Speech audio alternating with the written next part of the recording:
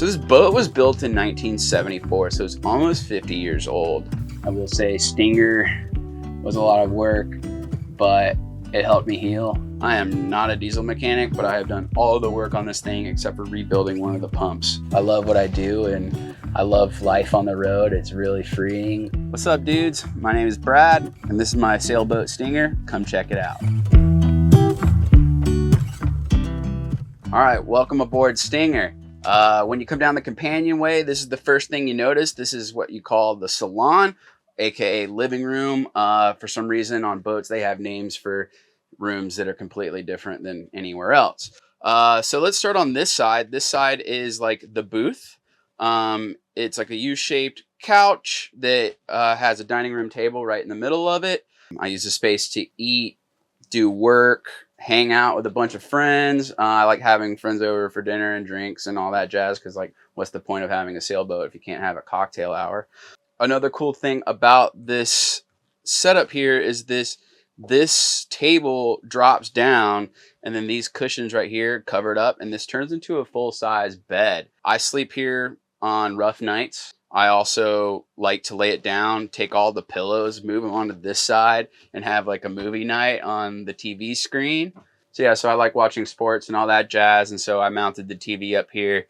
It's a 32-inch TV. It fits perfectly into the space. Right now I have some of my photography playing over just for the fun of it. Sometimes I have it on there just for the ambiance. You know how it goes. Underneath each of the seats down here, I have storage. Under this one, I have 435 amp hour lithium batteries that powers the entire boat, which equals about 500 amp hours of lithium. Honestly, I've never got it lower than like 70%. So awesome. I love my electrical system that I put in here. We'll talk more about that later, but that's where those batteries are stored. On this side, I've got like boat parts, extra spare motor parts, and just things you need for sailing. And then underneath here, I have all of my tools. Constantly working on things with boats. So all my tools, or most of my tools, stay underneath this one here. A lot of people notice that I have a lot of pillows in here, but there's a reason behind that. When I bought the boat, there was this like fabric booth that like backing that went all the way around, and I didn't like it. It wasn't comfortable, it wasn't cozy, and it was ugly. And so I ripped the whole thing out, and I wanted to get like new cushions back there, but I didn't want to pay to have somebody sew it up and get all the foam and do all that. And I just kind of came up with the idea of just like using these pillows as cushions. And honestly, I love it. It's super cozy and comfortable, and like you can move them around and use extra pillows, and it's just a comfortable space, and I like the way they look. Above me, I have a hatch. There's technically 3 hatches on the boat. It gets hot here in Florida in the late spring, so right now I have them all open, and this is one right here. Sometimes I forget to close it and it'll rain in here, so you gotta be careful with that. A lot of people ask what this thing is. This is the mast. So this is what goes up 55 feet above the water line, and it comes all the way through the boat, and then it's bolted onto the keel underneath the boat. So that's what this is. It's not the most pretty thing in the middle of the living room, but pretty necessary inside the living room. So this boat was built in 1974, so it's almost 50 years old. And the original owner of the boat used to race this boat, and he did the Bermuda Ocean Race, which is kind of a big deal. And in the 80s, this exact boat won it 3 times in its class. And so the plaques here are kind of like the history of the boat. And honestly, that was one of the cool things. I was like, man, this is just one of the reasons this boat spoke to me when I went to buy it was that, because I was like, man, this thing has cool history, and it's gone places, it's done things, and it's wide open. So that's one of the reasons I bought this boat. It's a good blue water boat. It can go sail offshore. It can travel. It can go far places. It's comfortable. It's wide open. I've been in way bigger sailboats and felt way more enclosed. So this one's really cool, and I can stand. I'm 6 feet tall and can stand easily in here. I have a flag right here, which is really actually important to me. A few years ago, I went to Ireland and went bluefin tuna fishing with my grandfather. And it was like his life dream to catch a big bluefin tuna, and him and I both caught a tuna on that trip, and it was like 6 months later he passed away. And there's like a local artist that I really like. He's out of California, and he makes flags, and he did one with the bluefin tuna, and they make it out of like recycled canvas from sailboats and stuff like that. So I bought that to commemorate and remember my time catching the bluefin tuna with my grandfather. So that hangs right here, and it kind of covers the entire mess that I've got.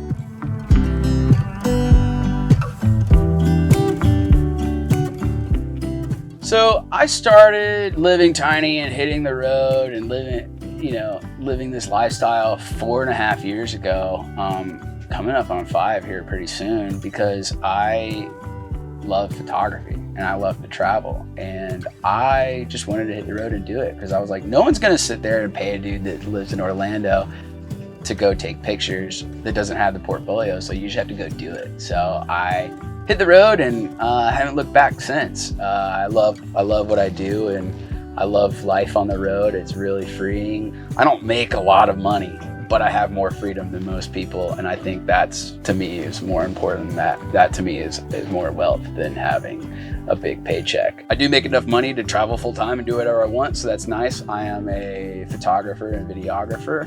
I actually do videography for Tiny Home Tours, so you've probably seen a lot of my videos. I've been filming with Tiny Home Tours for 4 years now, which is kind of crazy. I think my first video was just at 4 years ago. So it's been a long run. It's been fun. I love working with Tiny Home Tours, and I also love my photography. That's my main passion, and I shoot a little bit of everything. I shoot outdoor, nature, landscape, wildlife, underwater, waves, surf. Underwater and the surf has become my main love recently. So that's kind of what I do to stay on the road.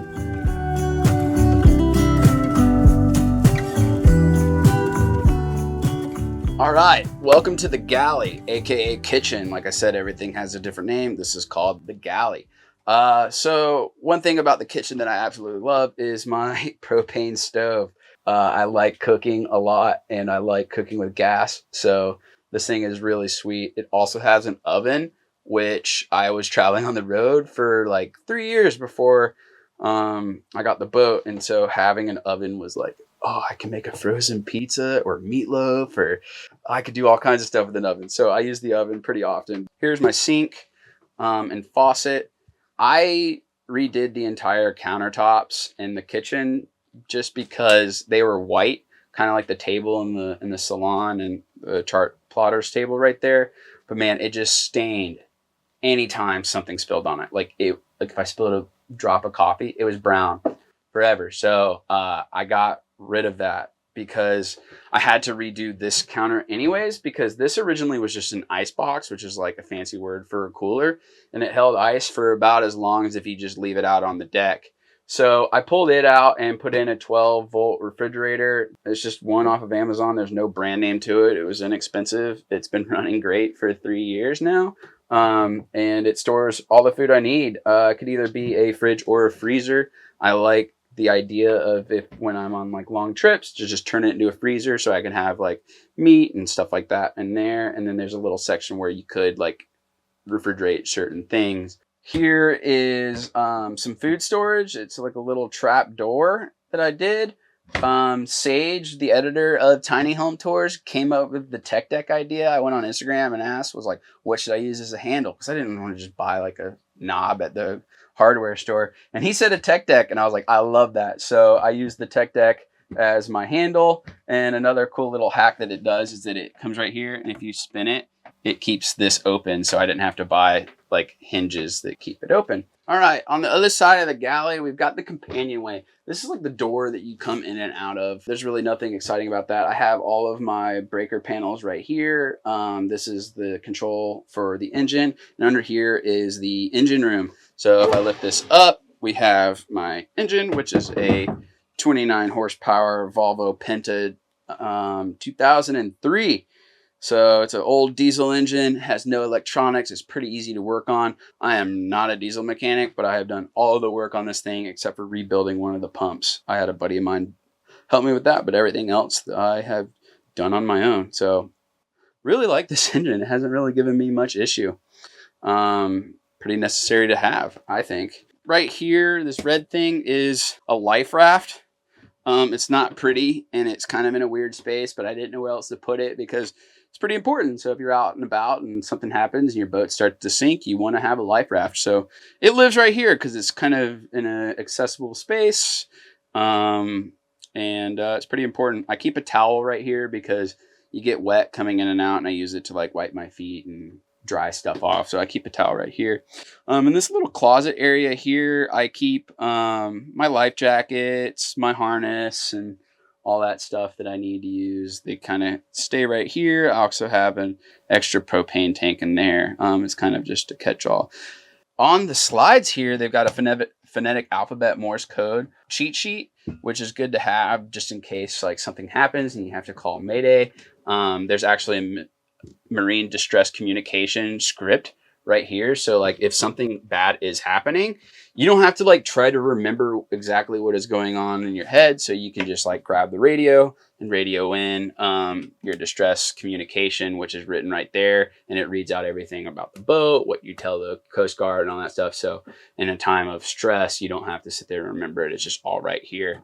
I also have some GPSs right here that are that kind of run the whole chart plotting situation that goes out on the deck. I have 2 down here and 2 up here, and they kind of talk to each other. And sailboat and boating, redundancy is really important. 2 is 1 and 1 is none kind of thing. So if something breaks, I have a backup system in place. Underneath the desk, I have my shoe storage. I just throw some shoes down there, and then my electrical system is down here as well. So I have a Victron Multiplus 3000 and a Victron solar charger. So all Victron components with the lithium batteries, and then I have almost 500 watts of solar, I think. So I don't really think about electricity when I'm out on the hook. So it does a pretty good job. I like my electrical system that I put in, and everything works the way that it's supposed to.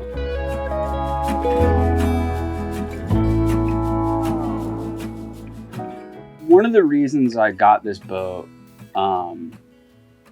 was because sailing has been such a huge dream of mine since I was a kid, because I did a bunch of travels around on a boat when I was younger. So it was like a dream of mine to do on my own. But the end of 2019, my dad passed away. And after he passed away, I got a little bit of money from his life insurance. It wasn't a lot, but it was enough to pay for a majority of my next thing. And I chose to use that money to buy Stinger. Stinger to me is kind of like my dad's last gift to me. It's something that he would be really excited that I spent that money on, because he wouldn't want it to be anything responsible. He would be like, yeah, go spend it on fun stuff. And I was like, man, what's something that my dad would love more than anything? Buying a boat. So I took that money and put in another $4,000 of my own money to buy Stinger. So Stinger was $18,000, and I probably put another 10 into it. So at the time, sailboats were cheaper than vans, and I just figured this was the best way to put my money and use that money that my dad had given me. And I will say Stinger was a lot of work, but it helped me heal, helped me get over my grieving, because this was a little place that was really important to me, and a place that I got to reflect and stay busy and build my own like little life. And you'll never get over losing a parent, but it does get easier and the grieving does help. So this was a huge healing. Having Stinger was a huge healing process for me.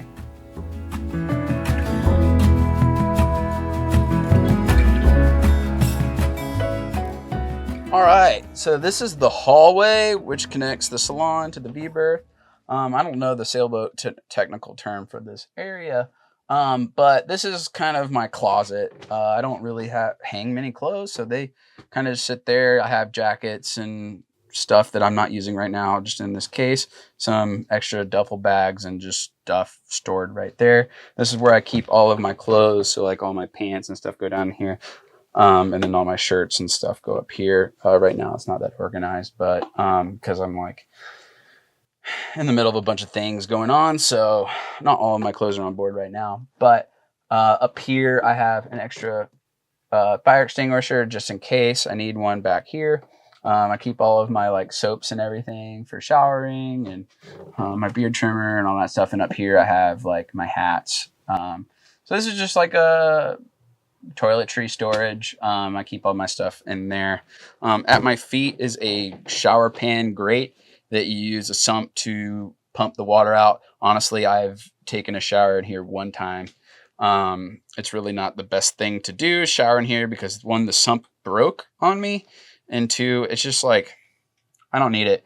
You can go into the marinas and shower, or jump off board and jump overboard and shower with that, and then just do a freshwater rinse outside. You just run the shower head out there. This part of the hallway, this is a hand plane that I made my dad for Father's Day one year, and I was super proud of it because him and I would go body surfing when I was a kid. So I made him this hand plane. I have mine back here, but it doesn't hang. So when my dad passed, when I was going through all his stuff, I found this, and it's just really important to me. And so I hang it up right here, and it just reminds me of my dad. So that sits here. I like sentimental things like that, just to remember the people that I love and the things that molded me and who I am today. And so that and the flag, they kind of, remind me of all that. So yeah, so this is the head. I put in some fancy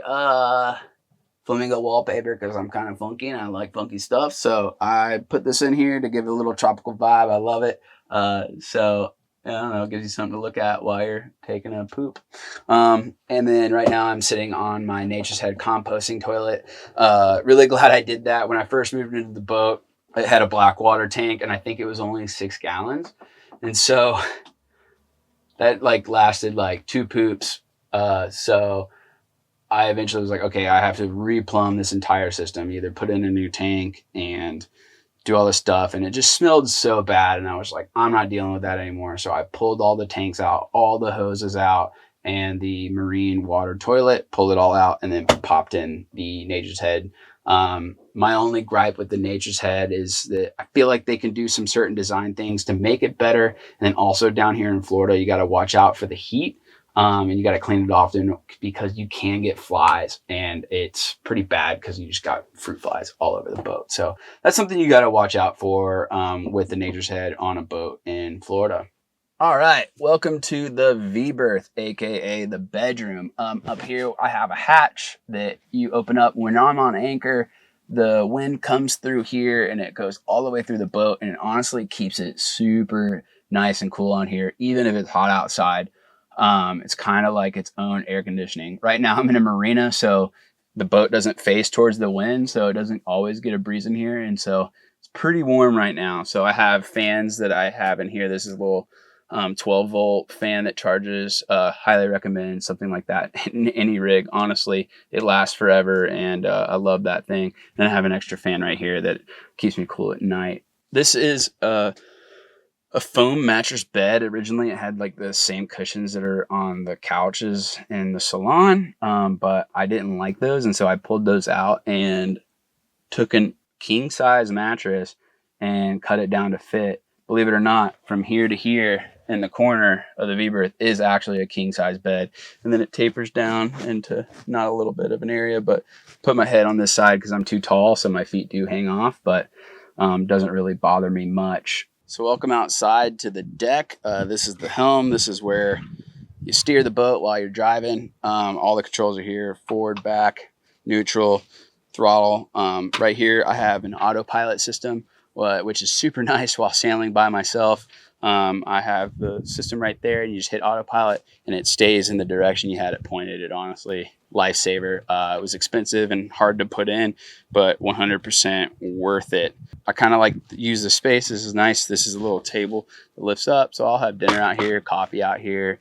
Friends will hang out. I bring those chairs that are inside out here, and it's a nice, comfortable space to sit. I also have my cooler there for easy access to beers when people go sailing with us, and we all have a good time and super fun. Also, I have gauges and everything for the engine on that side. I have control for the windlass as well to drop and lower the anchor, which I've installed all of that. It was a lot of work and a lot of learning, but I'm glad I did it because it made life as a single-hand sailor a lot easier. I also have shore power plug-in right there, which charges all the batteries and gives me unlimited energy when I'm here at the marina and put in the dock. I don't normally spend a lot of time in the marinas because it's expensive, but right now I'm in the marina and it's nice when you have it. Back here, this is my solar arch. We built this and put this in. A buddy of mine, really good welder. We built this together, and so I have my 2 solar panels up here that I have mounted to the solar arch. And they provide all of the energy and power for the boat. I also have my dinghy, which is in really bad shape right now, but it hangs on the davits that we also created.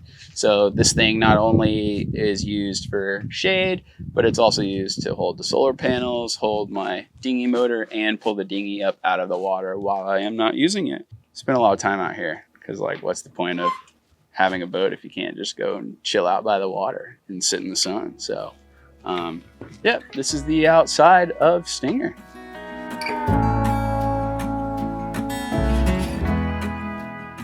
I do see myself selling this boat here soon. It's on the market right now. As much as I hate that, because I love this boat so much and I put so much effort into it, I recently learned that sailing on my own is harder than I thought it would be.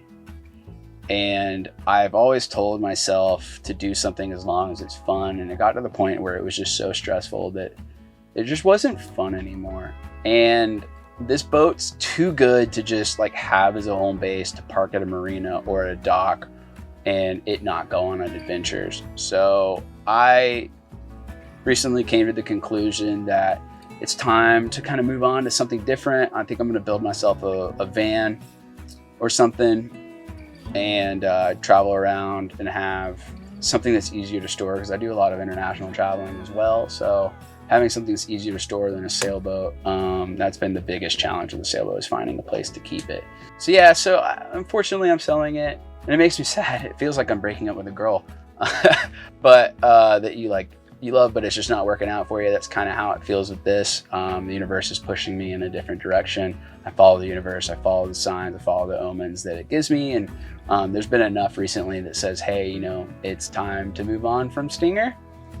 And like I said, it makes me sad, but I know it's the right decision. And I love this boat and I've really enjoyed my time on it. And it's time to give it to somebody else to explore with it the way that this boat is meant to be explored with, because it ain't meant to sit in it ain't meant to sit in a slip. So yeah, so I plan on living tiny for a really long time.